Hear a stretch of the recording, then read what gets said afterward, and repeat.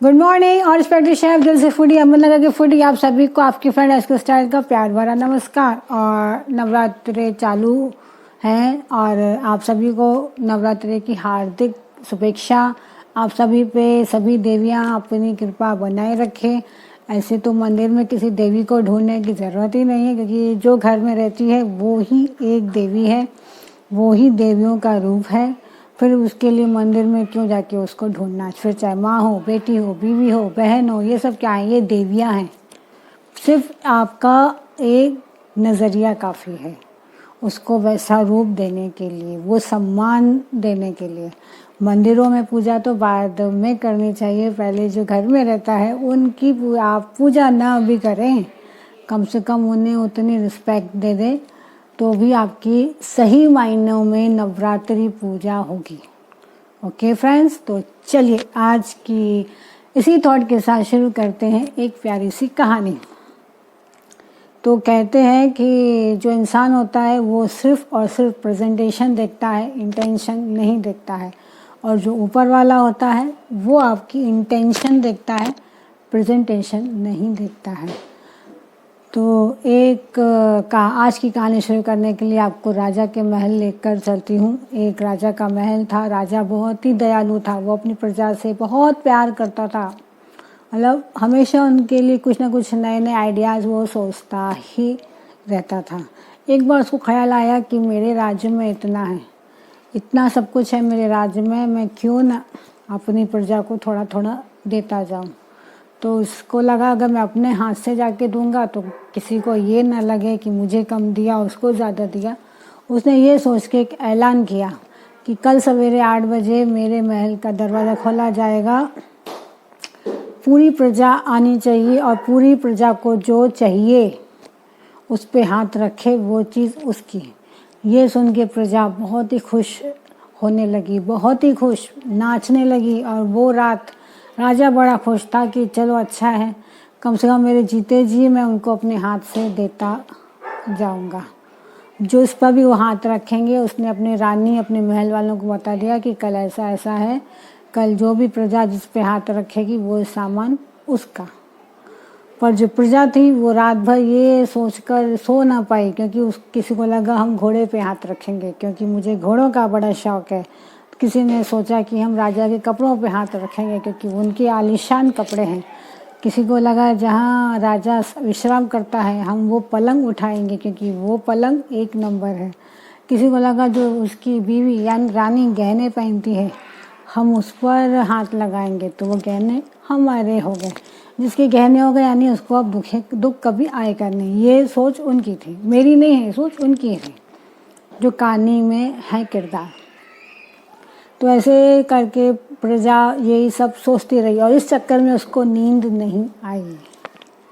दूसरा दिन होता है, 8 बजते हैं, महल का दरवाज़ा खुलता है। महल की दरवाज़ा जैसे ही खुलता है लोग अफड़ा तफड़ी करने लगते हैं कि कहीं ऐसा ना हो कि अपने हाथ में से चम्मच ही आए या कोई ग्लास ही आए। अपने को तो जो सोचा है बस उसी पे हाथ लगाना है, क्योंकि चांस सबके पास एक ही था, एक ही चीज़ को हाथ लगाने का मौका था।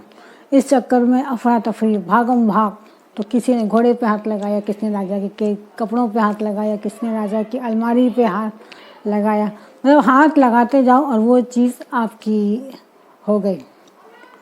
काश अभी आप लोग सोच रहे होगे ऐसा कोई हमारे पास भी आए बोले कि बस हाथ लगाओ और ये चीज़ तुम्हारी। ये पॉसिबल नहीं है, आज के समय में तो बिल्कुल नहीं है। तो पर उस महल में ये चीज़ थी कि बस हाथ लगाओ और वो चीज़ राजा आपको देगा। एक इसी बीच में एक छोटी सी प्यारी सी बच्ची थी जो राजा की तरफ सीढ़ियों से चलती ही थी आ रही। राजा को लगा बच्ची है, कुछ बात कहनी होगी। उसने अपने पास बुलाया और बोला बेटा बोलो आपको क्या चाहिए। तो वो छोटी सी बच्ची बहुत धीरे से प्यार से बोली कि उसने कुछ बोले बिना राजा को हाथ लगा दिया और राजा को गले लगा लिया कि मुझे तो बस राजा चाहिए। अभी जिसका राजा ही हो गया उसकी तो सब सामान उसका होना ही है। तो ये सोच के उसने राजा को गले लगा लिया कि मुझे तो बस राजा चाहिए। राजा इतने मुस्कुराए और बदले में उस बच्ची को भी उन्होंने अपने गले लगा लिया। तो इस छोटी सी कहानी से और इस छोटी सी बच्ची से हम क्या सीखते हैं? तो ये छोटी सी कहानी और ये छोटी सी बच्ची हमको यही चीज़ सिखाती है कि हमेशा कभी भी ईश्वर से मांगना और ईश्वर को मांगने में बहुत फ़र्क है। अगर आप हमेशा हम लोग क्या बोलते हैं, ईश्वर की मूर्ति के पास जाते हैं, देवी की मूर्ति के पास जाते हैं और क्या बोलते हैं, ये दे दे, वो दे दे, ऐसा दे दे, वैसा दे दे, ये काम नहीं हो रहा, ये विघ्न हो रहा। इससे अच्छा है ना कि उसी को ही मांग लो, उस देवी उस भगवान को ही मांग लो। जब वो ही आपके पास आ गया तो फिर मन तो आपका शांत होना ही है, आपके सुकून तो आपको मिलना ही है। तो फिर रही विपत्ति की बात, तो विपत्ति तो आएगी आएगी, ऐसा नहीं है कि भगवान आपके साथ है तो आपके पास विपत्ति नहीं आएगी, विपत्ति तो आनी है। ये तो विधाता ने लिखी गई है, तो विधाता की किस्मत में भी है। तो हम तो इंसान ठहरे, पर विपत्ति में वो भगवान आपको अपनी गोद में उठा लेगा, तो आप पर इतना असर नहीं होगा उस विपत्ति का। तो हमेशा जब भगवान को मांगना हो तो भगवान को ही मांग लेना, देवी को ही मांग लेना, किसी और चीज़ को मत मांगना। जिसके भगवान ही हो गए उसके पास तो अभी किसी दूसरी चीज़ की इच्छा रही ही नहीं, उसकी तो सब इच्छाओं का अंत होगा।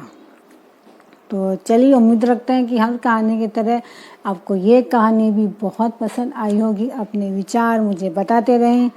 अगर आपके मन में भी कोई सवाल है, मुझसे कुछ पूछना चाहते हैं तो ज़रूर पूछिए, क्योंकि सवाल आपके, जवाब मेरे। आपकी फ्रेंड आस्क स्टाइल के जवाब हमेशा आपके साथ हैं। तो हमेशा बोलते हैं दिल से फूटे के सभी शेफ़ की अच्छा कुछ करके दिखाइए कि आपको दुनिया फॉलो करना चाहे, ऐसा कुछ करके दिखाना है। इसलिए तो हमेशा बोलता है कर दिखाइए ऐसा कि करना चाहे हर कोई आपके जैसा। अगले हफ्ते फिर मिलेंगे एक नई मोटिवेशनल स्टोरी के साथ। उम्मीद है कि आपको ये कहानी पसंद आई होगी। और माता आई है घर में, अच्छे से उनका स्वागत कीजिए, उनका मान कीजिए, पूजा अर्चना कीजिए। और दुनिया में जितनी भी माताएं बहनें रहती हैं उनको भी वैसा दर्जा देना सीखिए। वो भी वही रूप है, वो कुछ अलग नहीं आई है इस दुनिया में। ओके फ्रेंड्स, क्योंकि वो तो पत्थर की मूर्ति होती है, ये जो घर में घूमती है ये तो असली होती हैं। तो हमेशा इस चीज़ को ध्यान दें, इसको इम्पोर्टेंस दें। कोई भी भगवान ये नहीं सोचता है कि आप उसकी जाके 24 घंटे पूजा करो। वो तो ये बोलता है जितने कर्म मैंने तुझे दिए हैं बस तू उतने अच्छे से निभा के आ, बिना किसी स्वार्थ के निभा के आ। जितनी जिम्मेदारियां दी हैं उसको अच्छे से निभा के आ, वही मेरी असली पूजा है। अगले हफ्ते फिर मिलेंगे एक नई मोटिवेशनल स्टोरी के साथ। तब तक अपना ख्याल रखें। बाय।